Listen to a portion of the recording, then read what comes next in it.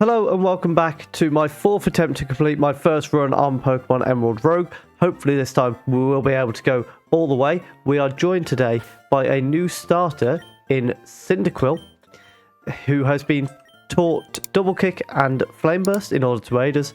Obviously it already has Smoke Screen and Tackle, so they should be moves that serve us pretty well. He's going to be focusing on becoming a special attacker. And hopefully, as we head into the run, we'll finally be able to be successful. As you can see here, we've got a new layout to go with us. So let me know down below what you think of that. I think it looks rather nice and rather fancy. So let's head in and we can go and find out what our first route is going to be. And fingers crossed, this might be the run where we go all the way. I'm going to be taking a little bit more time in thinking about the battles as I go through, because I think sometimes I've rushed it and I don't need to rush it. So we'll head in. I'm going to let you see the first battle that we get, the first encounter. Three fluffy tails while we're here, why not? So our first encounter of the fourth run is going to be a Larvitar.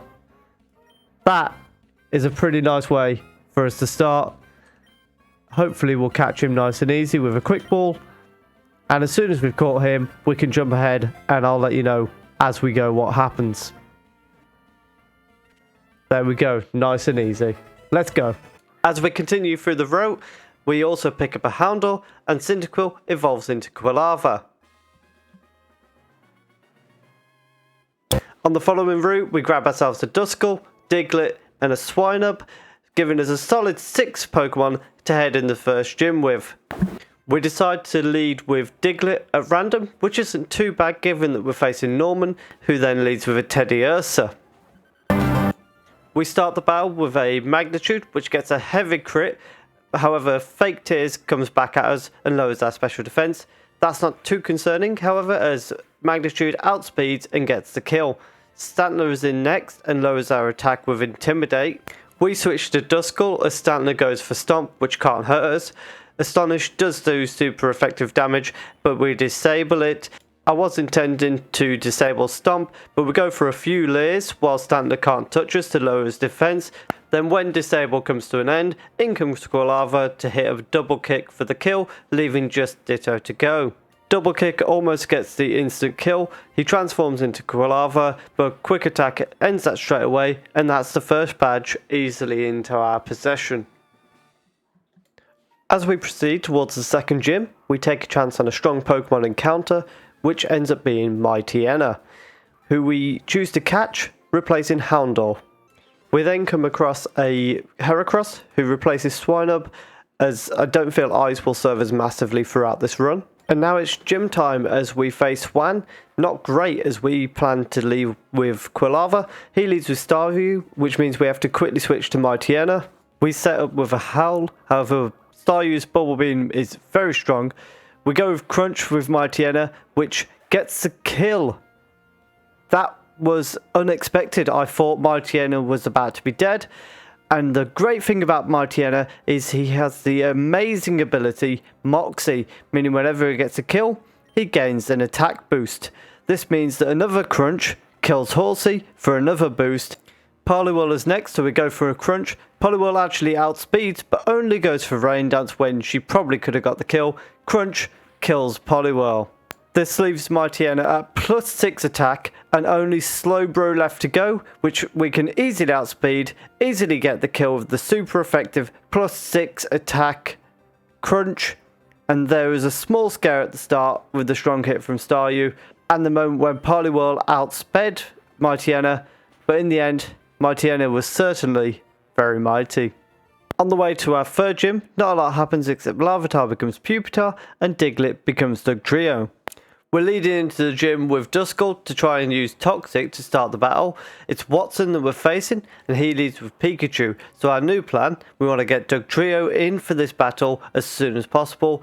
But we do lead with Toxic after taking a strong knockoff. So at this point I know we need to get Duskull out, otherwise we're going to lose him. So we switch to Heracross, who will tank the knockoff very easily because it's not very effective. This should then bait an electric move, so we switch to Dugtrio, but Pikachu still uses knockoff, which isn't ideal, but Sucker Punch on the following turn is enough for the kill. My main concern at this point is if Dugtrio can outspeed everyone, but Magneton probably has Levitate, so that's going to be a huge issue. We test this by using Dig so that we can also find out what move he has, but as it turns out, he doesn't have Levitate and we get the kill. The great thing about this information is it means that we know Watson likely has no answer to ground moves, so we can just keep Dugtrio in and hope that he keeps outspeeding. Ampharos is up next, so we hit him with a Dig, and he doesn't die. Uh-oh. Ampharos uses Hidden Power, which is super effective, so I assume Grass or Water type. With that in mind, we go to Pupitar, who can shed the Paralyze if Static takes effect like it has on Dugtrio, but takes an incredibly strong Focus Blast, which means we now need to try and survive. In order to try and survive, we switch to Quilava, hit a Quick Attack, which does nothing. Quilava's in danger now and goes down to a Thunderbolt. We send in Mightyena, who gets a Crunch off for the kill, growing his attack, but he does get paralysed. Plusle is in last and annoyingly gets a substitute in as Mightyena twice gets fully paralysed. At this point, we pretty much have to sacrifice someone, and we decide to risk Pupitar. Hidden Power defeats him. Heracross comes in, destroys the sub, hits a Brick Break for the kill on Plusle, and that battle got far more scary than it needed to be. As we make our way forward to find two new team members, Duskull becomes Dusclops, and we also add Breloom, and we decide not to take a Murkrow. We do have a legendary encounter coming up, and oh my god, it's a shiny Lugia. We throw a Quick Ball to catch it, and okay, we damage it with 2 Shadow Balls, then throw a Dust Ball, catch it, and move on. And with that, we go into the 4th gym, again with the plan of to get a Toxic on turn 1, and then play from there. We face Winona this time, who leads with Pelipper. She starts with a Tailwind, and we get our Toxic off. This allows us to go for Hex, which will do some huge damage because of the poison. Luckily, Pelipper misses the Hydro Pump, then goes down to Toxic damage. A perfect start. Charizard is in next, and I wish I'd set up a Stealth Rock. We go for Toxic again, but miss. Uh-oh, in comes Lugia, shiny Lugia, in case you forgot, and Hydro Pump kills Charizard with ease. Togetic is next, and we go for Aeroblast for half health, as we easily take a weak Ancient Power. A second Aeroblast kills Togetic, and we are joined by Skarmoria in the battlefield. We're missing Quilava.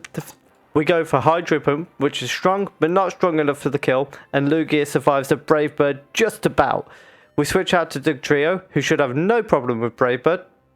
Okay, he has some problem with Brave Bird. Sucker Punch misses the kill, and Dugtrio goes down as Skarmoria gets the suicide kill. Mightyena is our only real option here as Altaria comes in. We go for Crunch, which gets decent damage, and a defense drop, but Toxic comes out for Winona. What kind of scumbag uses Toxic strats? Another Crunch nearly gets the kill as Winona uses Roost. We try again, and this time it high rolls, gets the kill, and that's what you get for trying to use Toxic strats on me. When we head out from beating Winona, we have a PC to get someone back, a choice of Pupitar, Kadabra or Gardevoir, so we decide to take Pupitar, who then evolves into Tyranitar before the next gym. Brawly is our next gym leader, and he leads with Primate, who may not be able to hit Dusclops, so we open with Toxic. Stone Edge thankfully misses twice, as Psychic does solid damage. Stone Edge then hits with the third attempt, but he goes down to another Psychic. Heracross is next, and we hit a very strong critical hit knockoff. Psychic is nowhere near as effective as I had hoped, and we need to switch out. We switch to our own Heracross and get the kill with Aerial Ace. Blaziken is next, so we assume he's going to go for a fire move and switch to Tyranitar. That's exactly what happens, meaning Overheat is not very effective and leaving Blaziken open to an Earthquake. If only he hadn't got the kill with Superpower. That was worth bringing Tyranitar back. Lugia comes out next, did I mention it's shiny Lugia, and takes a Hidden Power weakly and misses Hydro Pump. As Blaziken uses Protect, we use Rain Dance and then go for Hydro Pump again, this time hitting and killing. Medicham is next, and he gets OHKO'd by Aeroblast. Finally, we Aeroblast Hitmontop off the planet, and down he survived. Oh no. Oh no. Oh no, our shiny Lugia goes down. Heracross comes in and kills with Aerial Ace, but that battle was far from ideal. Once again, we need to replace two of our recently lost friends, and we head out to do exactly that. We add a Relicanth to the team, as well as a Shelgon, who will very shortly become Salamence. We're going to lead with Relicanth into this gym, because we have a 66% chance of Rock or Fire, which would be perfect for him, and we will face Roxanne exactly as planned. Lunatone leads and hits Earth Power, which is actually very strong, and Relicanth misses the Hydro Pump. We have to hope that he will survive another, and he does. Hydro Pump then brings Lunatone down to half health, and we switch to Salamence to avoid the Earth Power, but Lunatone goes for Psychic. Dragon Claw is then enough for the kill. Golem is out next, and we go for Zen Headbutt, which flinches Golem before switching to Breloom on a Stone Edge. Our plan now is to Seed Bomb our way through, and that starts well with killing Golem. Cradily is next, so we switch to Heracross and hit a close combat, which gets the kill on Cradily, who has caused me huge problems in a previous run. Aerodactyl is next, so we switch to Dusclops to go for Toxic, but Roxanne withdraws, leaving Rhydon to take the Toxic. She uses a Toxic of her own before we use Hex, which does good damage, and we're going for it again with what should be the kill. We do take a strong Rock Slide, but then get the kill. Back comes Aerodactyl, and we need to be careful of Toxic. We take a risk as he sets up a Tailwind, and we use Toxic. We have to switch and go to Mightyena and risk an Iron Tail at 75% accuracy. It hits and kills. Mightyena is the absolute MVP of this run so far as we take Badge 6. As we head towards the 7th gym, a Gyarados from an Aqua Trainer takes down Salamence in cold blood. Dusclops comes out and gets a revenge kill, and thankfully it happened just as we got to a legendary, which is Jirachi. One Quick Ball and Jirachi joins the team. We have Flannery next, which means we need a big performance from Relicanth to come in. She leads with Magmar, but instantly withdraws for Ninetales, who is barely affected by Hydro Pump. Ah, crap. We then get a kill by a Solar Beam. Double crap. Dusclops comes in next and takes a strong Heat Wave before again a pretty weak Psychic. Heat Wave then misses as we get a Toxic off, but we need to be careful now. Heat Wave hits, but thankfully doesn't crit. Hex doesn't get the kill, but Toxic damage does finish the job. Charizard comes in next, and Overheat kills Dusclop, which leaves us scrambling. Mightyena comes in and gets off a crunch before Overheat gets the one-hit KO. This might be the end of the run. Breloom is next, but can only get off a soft false palm before going down as well. Heracross comes in to get the kill, but it feels a matter of time before he's gone too. In comes Magmar, and we go for a Hail Mary close combat and get the kill. Torkoal is next, and another close combat kill. Camerupt is next, surely not again. Heracross does it again. Flareon. Come on, one more close combat. One more close combat. One more close combat. Get the kill. Oh my god. How have I saved this run? Heracross is a hero. What an absolute hero. That was a massacre. That was an absolute massacre, but Heracross. I don't know how you did that. But what a hero. After some time to reflect, we return ready for the 8th gym, the Psychic Gym, with Jirachi, Heracross, Shiny Cradily, Aerodactyl and Rhydon. I'm not sure how this battle will go, and I'm not feeling confident, particularly as we walk in with the Walking Wounded. The hero Heracross will lead us into battle as Liza starts with Xatu. We go straight for Megahorn and get the kill, but surely this can't carry on.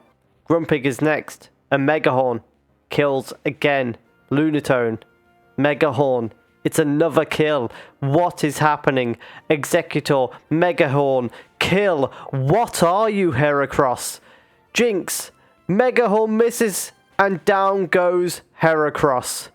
What a warrior.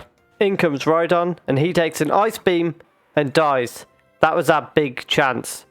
Jirachi comes in, already weak, and goes for Doom's Desire to hit in a couple of turns, and a Cosmic Power, almost to try and delay the inevitable. Ice Beam takes down Jirachi, and Doom's Desire does half damage to Jinx. Aerodactyl will outspeed, but it has to be a kill. Ironhead should do it, and it does. Deoxys is out last. We go for it all with Hyper Beam, but it's only enough for half health, and down goes Aerodactyl. All Cradley can do now is watch as he survives a Psycho Cut. For some reason, Deoxys taunts, and Spit Up gets the kill. We've somehow reached the Elite Four on this run, but that was a massacre. My only option here is to take the calm route so we can try and rebuild this team, only for Houndoom to break out of its ball, hit a critical hit, Flamethrower, and it's happened again. In retrospect, knowing Houndoom could hit super effective, I should have just ran, but in desperation to rebuild the team, it caused my error, and that's twice in a row that my run has ended in pretty embarrassing fashion. But nevertheless, we will go again. My plan now is to take a little bit of time away from the Emerald Rogue. I'm going to play through Renegade Platinum, which I'm currently partway through, so hopefully we'll have that video out in the future. As I say, Pokemon videos are few and far between just because of the time they take to record and particularly edit. But I am still working on them, so if you do enjoy them, please do let me know, because I know then I can prioritise them if they're going to be more popular on the channel. And if you have enjoyed that, please do leave a like down below. Comment what you think I need to improve on in these Nuzlockes. Subscribe if you're enjoying the content, and thank you very much for watching.